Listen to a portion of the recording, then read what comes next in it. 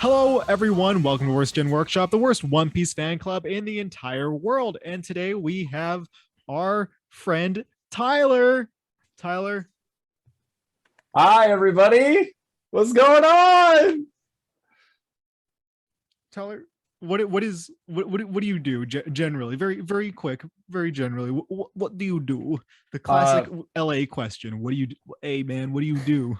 What do I do? Well, I am a YouTuber where I prioritize doing song covers and voice acting for various different fandoms, including One Piece, of course. One Piece is, a big part to me if, the giant wanted posters haven't, given away anything. I was fixated on the Muppet the whole time. I know. Pay no attention to the Muppet behind me. He's perfectly safe. That Muppet's not canon with One Piece. I don't think he is. I think that might be Jinbei's son. I thought that was my favorite. That could be, yeah. Jinbei is secretly a Fraggle. We all know that. Right? I wouldn't put it past Oda. And we also have my friend, amateur for everything at everything. I don't know username, so I'm gonna call him Spencer. My name is Spencer, or also known as Amateur Everything, or as it's spelled, Amateur 3 Verything, because every username is taken, so we have to use numbers now. But I do a few things. I'm a variety streamer, so I'll stream any sort of content. I have done Danganronpa. I did Majora's Mask. I've done recently Sucker for Love, where you get to date Cthulhu. Was kind of interesting, not gonna lie. Pretty scandalous. But then I have a TikTok where I've been doing a lot of DIY repairs, mostly focused on bicycles right now. I'm working with my buddy Grabmaster Hash, or Cop String Plastic 40s as it goes on TikTok. We're starting our own little thing, but yeah, friend of Chelsea Midori. If we're gonna go off on the anime side of things, I'm gonna hopefully collab with her about making an anime bicycle. But that's in the works. You heard it here first. There we go. So today we are talking about something that I'm a huge fan of. I love One Piece creations. I love the art. I love the cosplay, but I don't really talk much about the music. And I as someone who's been using YouTube for a long time, I've seen a lot of fun cover music of my favorite Ani songs. But one project really stood out to me, and that is Ska Piece. And I love ska ever since the Digimon movie. And yes. One Piece, I always loved One Piece. So Tyler, today I'm gonna let you gush about Ska Piece, and I am so excited because we got the ska expert Spencer and me, who just likes a little bit of One Piece, a little bit of ska, a little bit of column A, a little bit of column B. A little bit of funny pirate manga, a little bit of Real Big Fish and Less Than Jake. I mean, that's just how it goes, right? Mm-hmm. Indeed, friend. Indeed. I guess I'll start from, the very beginning where I conceptualized the idea of Ska Piece. Honestly, it's a labor project of love, to be honest. Like, ever since, high school, I was reading One Piece weekly, however I can, maybe like scanlations on the internet or, just the official volumes whenever I could get them as a kid. Mm-hmm. And growing up as a band kid, who always wanted to be a rock star. I mean, I guess that's always the dream, right? It's like, I can't play guitar, I can't play drums, but I can play the saxophone. So what can I do? I discovered ska through that medium, and I've just been disgustingly obsessed ever since. I similarly found or discovered ska, if you will. It was one of those things where I kind of knew, like, through hearing Sublime, like I would hear Sublime on the radio, but I wouldn't think Wrong Way is a ska song. That's just, it's a song by Sublime. Or I would hear Impression That I Get, which is also in the Digimon movie, but like I didn't think of it as a ska song. But it wasn't until my one also band friend, because I play trumpet in band, and occasionally I'll play it at conventions too, as Dave saw. It was sick. That's awesome. I love it. I got to do it more. That was the first time I really cracked out the horn for a convention. So I was pooping my pants the whole weekend. So I'm happy with the positive response. But either way, it wasn't until my one buddy in his Volvo S80 with a beautiful sound system threw on the Streetlight Manifesto rendition of Keys Be Nights. And as soon as I heard Dear Sergio, the first track on the album, I was like, wait, my instrument can sound like that? What? It was kind of funny though, because when that's how ska was introduced to me. So when I started listening to more ska, and none of it sounded like Streetlight Manifesto. I was like, wait, what? That's not ska. Streetlight ska. This isn't ska. But then, we grow in high school and open ourselves to new horizons. And I mean, you come to find out ska's a genre that's been around since the 1940s, and it's just like, oh wow. And there's just so many different varieties of it. You kind of have like the first wave, the second wave, the third wave, which a lot of us are, more, tuned to. But then you just dive deeper in, and you have like, ska core, and like just mixing all the mixing of the genres, and it just makes it so much more cooler. You know what I mean? So in one sentence, then what is ska, or like one or two sentences? What is ska for the uncultured? Good. It's very good. Ska good. Ska equals good. No, I guess I would say, for me, like ska is, a take on, Jamaican reggae music, and just throughout generations, it is adapted, and it's just grown through several different corners of music history. Absolutely.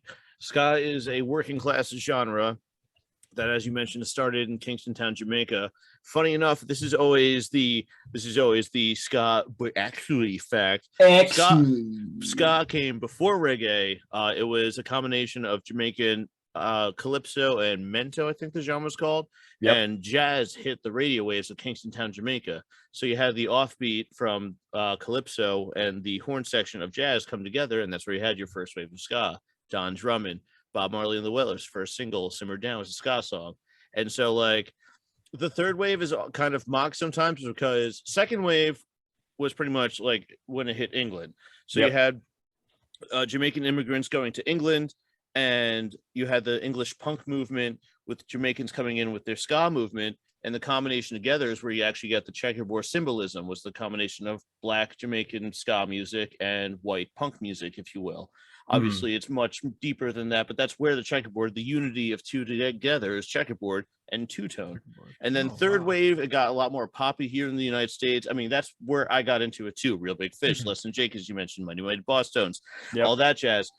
But that's where it started to actually there was more of a nerd culture that was encapsulated within the ska movement in the USA. And so, like, that's why I kind of tried to do a little research. I just typed in like anime ska in YouTube. And besides, like, there was a Bleach outro 11, I believe. Yep, that's true. That was Ori Ska Band. Yep. Ori Ska Band. So they're amazing. I saw them at Warped Tour. I was so happy. So jealous. Dude, they were all woman ska band that they nailed it. I had no idea who they were, and until I heard a horn section, I'm just like, You're just like, but where are they at? But yeah, so I guess I kind of explained ska in more than two words, but pretty much a combination of punk, reggae with a horn section. I guess if you really, ska comes before reggae, but yeah, if you're gonna narrow it down, it's really the sounds of punk and reggae with the horn section. You don't have to have a horn section. There are bands like Thirsty Guys, still fantastic. But more than likely, you usually hear the horn section. Gotcha. Now that I understood all of that as someone who's just your average ska enjoyer. That was actually perfect. I now feel so much more educated. The truly shameful ska lanky virgin over here, but segueing a little away from that shameful display. Is I the ska sir? Tyler, what is a Ska Piece? Because this is we got the straw hat. We're talking about Ska Piece. We know we're talking about a One Piece project. That's true. I just realized I brought a straw hat to a One Piece podcast thing. Yay! Yes, it's a show. It's a show. You're ready. Show. One Piece show. Well, so Ska Piece was born in a time where it was like I was getting into voice acting, I was getting all this equipment, and I was just like, I just had the resources, so I'm just like, why is no one hopping on this? Like, One Piece is just like as we all know, it's a series of just like freedom, adventure, fun, but also having your harsh realities and facing all of those realities head on. And I just thought to myself, I'm just like, why is no one hopping on this right now? There's so many talented, like indie ska artists like Ska Network, for example, you know, Love and them. I'm just Love them. like, I'm like, why has no one just made like a ska cover of We Are before? Where is it? Like, it's perfect. It's basically a ska song already if you just, you know, change the guitar tones a little bit. Like, Mhm.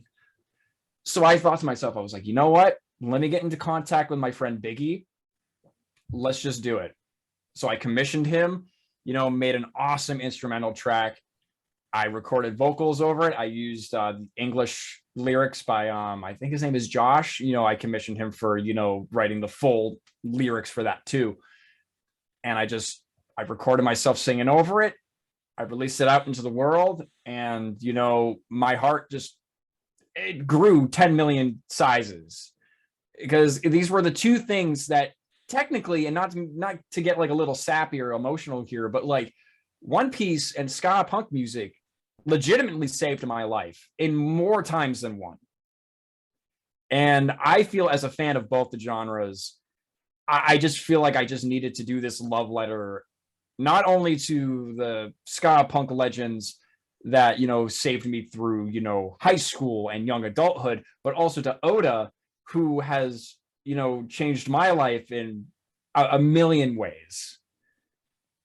And I went into the same energy with We Are, the same energy with Bad Reputation, the same energy to Believe, you know, and, you know, spoiler alert, Gong as I'm well. so excited for going. I've been waiting for that for over a year. Yes.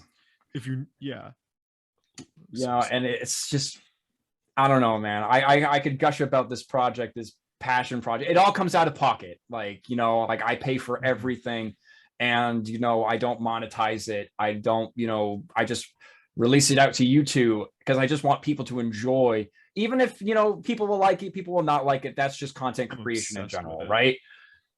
You know, as long as there's one person out in the world that will share that same feeling that I had recording and listening to it, and just going back into like your memories. Like we mentioned like the Digimon movie, right?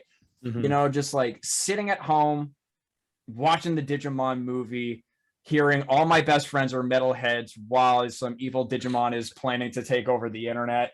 Yeah. You know, just like, and if Ska Goosebumps. Piece to some up and coming, you know, One Piece fan and Ska fan, and they find it, I want them to just have that same feeling. And I think if I can get one person to share that same feeling, I think I can say my mission is complete. Gotcha. That's That beautiful, is. man. I've been saying for quite some time now that we need to take the cosplayer nerd groups and the punk groups and we need like a pizza party. We need to have a social where everyone comes together and meets each other, because they have no idea. Like, coming from both sides of the spectrum, getting to know both sides in my recent years, like between interests and just, you know, just ideologies and desires, and like they're so similar, and they're such fun people. It's just fun creative communities, and if the two of them came together, like, I want to see more punks and ska kids at conventions, and I want to see more cosplaying at shows. Like, that's really that's and this sounds like the band to do it. This sounds like the zeitgeist to bring both together, and I want to be a part of that. I want to see that. Me Well, too. The day that I see a Hatsune Miku cosplayer just stage diving into a crowd to like no effects, that would be the day that I can die happy. I mean, listen, man, I've already done Sailor Uranus, so I could throw on Hatsune Miku on there too. I don't know if that's what you had in mind, but I got you, buddy. I got you. Perfect. Yeah, then I guess I'll have to be, you know, Luca, or, you know, some other Vocaloid. I'll have to get in there with you.